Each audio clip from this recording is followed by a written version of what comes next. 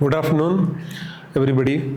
I am Dr. Nityanand, Associate Professor in the Department of Pediatrics, SSAMC, T. Begur. So today, I wanted to speak on the adolescent issues. I being an adolescent pediatrician also, so I wanted to highlight there are so many issues as far as the adolescents concerned. You all of you know that it's pretty well the age is between 10 to 18 years, and they have various issues. They constitute almost around 16 to 22% of the total population among the total pediatric population of 30%, if you consider the whole total population. And they are the future citizens, and they are going to build this country if we train them, if we identify their health issues, and if you can counsel them, talk to them, address their issues, not only at the medical level or medical colleges level or institutions level. Even there are different stakeholders like NGOs and Government of India, state governments. It is also social responsibility. Institutions are also involved here, including the teachers, and then the peers which are there, and primarily, most of all, very important is their parents. So who can address these issues if they are educated well. So among the various issues such as drug abuse, teenage pregnancies, and sexually transmitted infections, which are common among this age group, and also behavioral issues, mental health issues are there, nutrition issues, general health issues are also there. So now the emerging problem, or which is burning problem, is that social media addiction. Social media is a big influencer, not only for that age group as well as the total population as such. But the impact of the social media is more among this age group because they are constantly being exposed. Nowadays they have got access to that through internet and through electronic gadgets. So many electronic gadgets which are available, and it is also the affordability which is leading on to access to each and every electronic gadgets, and therefore they are becoming addicted. Whether they know or without knowing, without their knowledge also, they are getting addicted, and the side effects are innumerable as far as their growing brain is concerned. So as I mentioned, all those issues, the array of issues, the spectrum of issues, mainly we cannot keep on talking about so many issues at a time, and it is very difficult. Therefore, I would like to stress more on the screen time, which is not only a burning problem, which is a very, very important issue. And most of the parents, those who come to us, they are asking about these issues, how to go about it, how to control it, and how to rectify the ill effects of the social media, and how to come out of it. So these are the issues which I am going to deal with in the future talk. So first of all, you should understand what is screen time. Everybody mentions that screen time. So screen time means what? So that is one thing. And second thing is, what all includes a screen time? So before that, screen time is the total time spent per day, imagine, in viewing screens. What are the screens? Screens such as mobile phones, TV, computer, and even tablets, or any handheld or visual devices. So now, why it is important? When I mentioned all these electronic gadgets and the components of screen time, so screens have become an essential part of our life. So that becomes inevitable. So therefore, we should know when we talk about unhealthy screen time or when we are blaming screen time, so we should know what is healthy screen time also. It is not that it is not at all needed. It is needed, but in what way? What is the limitation? So what is the scope? And when you want to describe about the healthy screen time, these are the things which you'll have to keep it in mind. For example, for educational purposes which we are using, it's okay. And then the interacting with friends as well as and relatives, enjoying art or music, that is okay. That is also being allowed. It can be considered as a healthy screen time. And of course, other creative pursuits, connecting with like-minded people. It helps to connect with the like-minded people, and also organization purposes. When they want to organize for the good cause, for their benefits, for the future aspects, development, then it is well and good. That is considered as a healthy screen time. When you are talking about healthy screen time, you also should know that what is unhealthy screen time. So watching inappropriate TV shows which are not age appropriate, which are not for the domestic purpose, and they may have an implicit content, violence, sexual content. All these things can be included there, which are not supposed to be seen by these adolescents. And visiting unsafe websites. So thereby they are ending up with strangers which they are not known to, and then they get into complications. And playing violent videos. For example, video games. You're all familiar with those video games where these children, they play with always continuously with PUBG, and then we had that Blue Whale. So most of these video games are being banned in India because of the havoc which it caused. Screen time must not replace other activities. So that we should remember, such as outdoor physical activities. Though there are so many difficulties along with the outdoor activities, but still we advocate that family and peers interaction is very important. And studies, they should devote their time to studies and skill development. The skill development is also very important for the children, which are necessary for overall growth and development of the children. And why adolescents use internet? So we should know the basic cause, why they are addicted, or why they are using social media. Is it out of curiosity? Yes, definitely. And peer pressure, when everybody is using, why these children should lag behind? Excitement, because of their age, because the hormone influences. So it gets them excited. And of course, I already mentioned about accessibility. So here you can make out that this is a vicious cycle. So the limbic system, which is very, very active in these children, and that mainly contains the reward center. So these reward center are being rewarded, they are being excited, and therefore they get hooked to these electronic gadgets. So when there is the dopamine increase is there, so they feel good. The feel good factor is very, very important, and therefore motivated to pick up the phone again. So this becomes a sort of cycle, and they get get caught in the same cycle. So this is the dopamine, which is a very good hormone. I mean, very, very happy hormone. We call it as happy hormone, and that is what is being secreted in the children and mainly causing these problems. So now, why adolescents use internet? Continue with that. See, these could be the reasons. They want to stay connected with their peers, and they form new relationship, and then get entertainment, pass their time, mainly passing their time.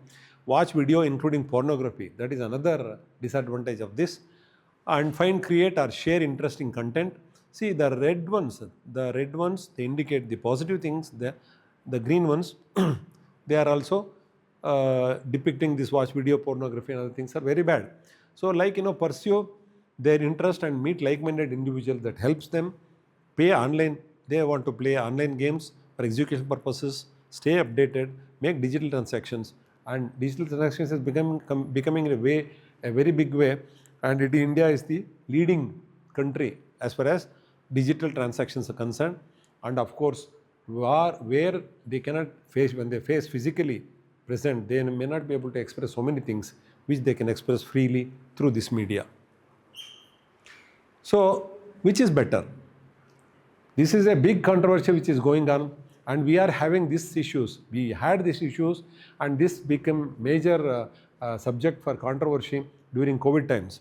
And of course, during that time, there was no other type of communication. We had to resort to that, and we were giving the children mobile phones. So that is where probably the children got, because it lasted for almost more than 2 years. So they get addicted, and parents as well as teachers and the doctors also were not able to do anything except giving these mobiles and asking them to continue with that for the studies and other purposes. Of course, these side effects are also there. So which is better, online study versus offline study? Lot of talks are going on. So balance, that is what is very important. It is not that is good or this is good or this is bad or that is bad. So both has to be balanced. Balance screen time with other healthy activities such as reading books. So striking right balance between books and screen time. It is the crux of the situation. Harmful side effects are there. It can cause obesity, because earlier people used to move. Nowadays they are not moving. Their mobile in their hand. They sit at a place for a long time, prolonged hours. There are no physical activities and no energy expenditure, and therefore they are prone for obesity and desensitization of violence. Nowadays, lot of violence are taking place as far as the adolescents are concerned, and which we cannot expect them to stoop into that level That is because of the influence of this media only. So desensitizes, and the relationship development will not be there. They don't know the effects of those things. Human values are not there, and therefore they get desensitized and they become violent. And there are insensitive, disrupted sleep cycles. That is another thing which is very, very important, because the blue rays which is being emitted by this mobile or electronic gadgets, which affects the brain, especially melanin activity, and therefore the sleep cycle is being altered and it disrupts the sleep cycle. And of course, definitely their academic levels will go down. There can be a poor school performance also there. Standards may go down, their performance will go down, and they start getting lower marks. They might fail also. So lower academic performance, which are mainly complained by the parents and the teachers, shorter attention span. So because this is like a ready-made dish, fast food like picture is there. Therefore, their attention span is not controlled, and very short attention. They keep on skipping, and not only skipping, they keep on browsing. So that leads to shorter attention span, concentration, lack of concentration, and emotional and social issues. A lot of emotional issues which the parents come out with: depression, excitation, aggravation, and opposition defend behavior. There are so many other behaviors which can affect, maybe due to this social media, which they think it may be normal. And of course, social issues like strangers, and then getting into relationship with the people whom they don't know, and ultimately end up with stealing, lying, and then violence. Of course, suicides also becoming more common because this, and of course, eye strain. There are a lot of eye strain because constantly they are hooking into this electronic gadgets.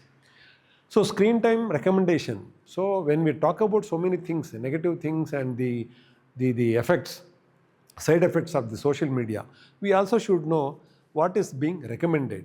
So 18 months or younger, depends on the age group. So usually parents, when they come to for consultation in the clinics or the hospital, we have seen parents freely giving their mobiles to even the smaller children, and that is where the addiction starts. So therefore, below 18 months or younger children should not be given. There no screen is allowed. So then they come to the age group between 18 months to 2 years, limit screen time.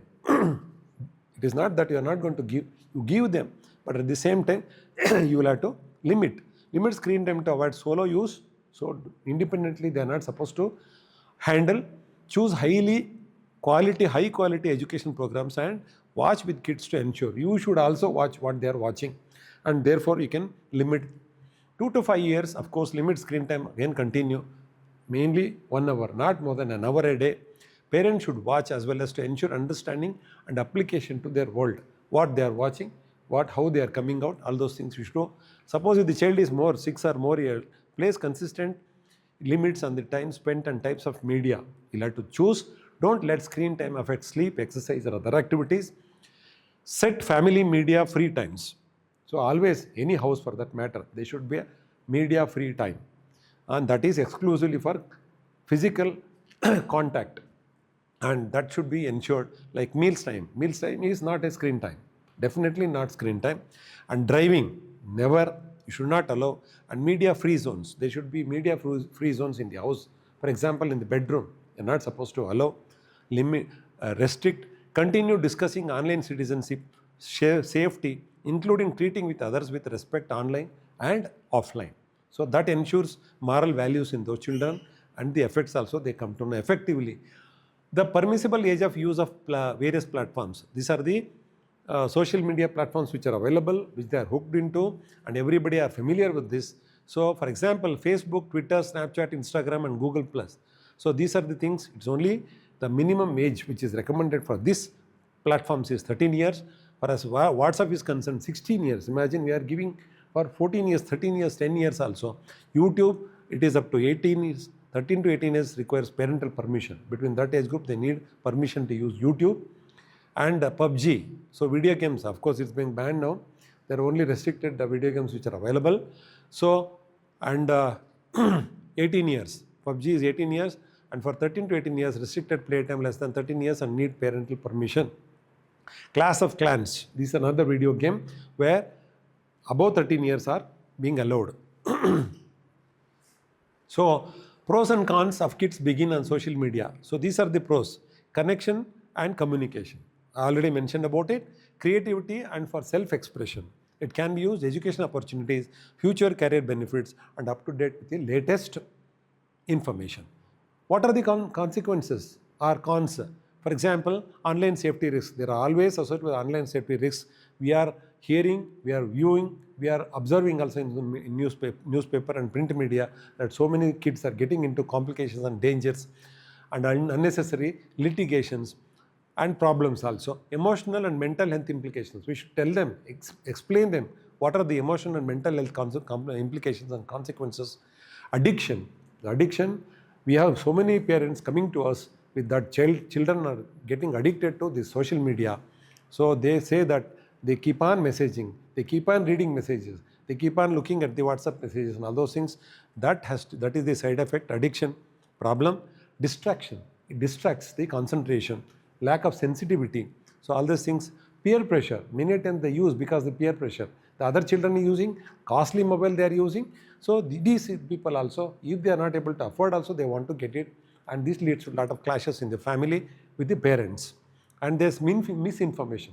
Lot of misinformation because this, they don't know who is sending it, how it's sending it. There is no source guarantee, and then there is no accountability, and therefore it leads to lots of misinformation. Misinformation can give us a lot of issues, complications. So what are the tips? These are the safety measures which I would like to mention. 8 tips to curb disruptive smartphone habits. For example, these strategies may help you break smartphone addiction. For example, prioritize self-care through mindfulness. So mindfulness means what they are doing, what are the consequences, what is going to happen in the future. This mindfulness that they should know, they should prioritize exercise like going for a run or a walk. So that deviates them. It can help in the de-addiction. Schedule no screen time daily. There should be a particular time, a space where there is no screen time. Turn off social media notifications, unnecessary notifications. There are innumerable sea of these notifications which would come, may attract these children. So therefore, turn off social media. Take a digital detox. So we take detox for so many things. Like, we'll have to take a digital detox also. Spend time with family. So quality time. Use apps that limit screen time. There are apps which are available to limit the screen time also. So that can be used, employed, and learn new things or take on a hobby, any hobby for that matter, reading, running, writing, or painting. So these are the things, the other hobbies which can indulge into so that they can cut off this social media addiction. So one more thing is other safety measures is ergonomic sitting posture for children. So screen, that is 20-20-20 we say. So this is the thing, distance should be 18 to 24 inches. If it is inevitable, for example, computer or laptop or whatever it is, desktop. So they are viewing at this distance. Upper back should be straight, relaxed. Forearms parallel to the floor, elbows at 90 to 110 degrees centigrade. Thighs supported, hips at 90 degree. And knees bent at 90 to 110 degree, feet flat on the floor, so that back rest supports lower back pain will be reduced. So go for regular eye checkup, and eyes exercises is also being advised. So they should take 20 seconds gap, and then they go for again viewing. If it is inevitable, they'll have to do work and all those things, for those children. And also proper lighting, ensure that there is a proper lighting. Monitor clean. It should be clean. Screen to be cleaned. Distance adjusting always the 40 to 76 centimeters. Glare reduction has to be done. You can use glasses which are available. Frequent blinking is also advised. And 1 to 3, they can want scaling. So they can identify this. They'll get rest. I was mentioning about this 20-20-20 rule. So every 20 minutes you take a break. And then 20 break for 20 seconds. You break for 20 seconds and then look at 20 feet away. So 20 feet away, you'll have to look at a distance. This reduces the strain. So before you post, you are forwarding. Now the habit of forwarding is very, very common, and it is contagious. So there, before forwarding, you think twice. So think about those things. Is it true? Don't simply blindly forward. Is it helpful? Is it inspiring? Is it necessary? And is it Kindness is very important. Human values are well incorporated, and therefore social media, when you're forwarding, you think about this. So tips, again, encourage balanced schedules, promote healthy hobbies, foster social interaction. That is the tip 3. Tip 4, educate at consequences and involve parents and caregivers also.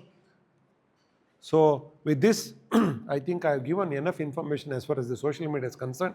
There's a lot to speak about and a lot to discuss about. I know you have a lot of questions which can be addressed later on also in the leisure period. So with this, I would like to end this particular topic of social media or the screen time. So thank you very much. Hope you people have understood. Thank you. Thanks a lot.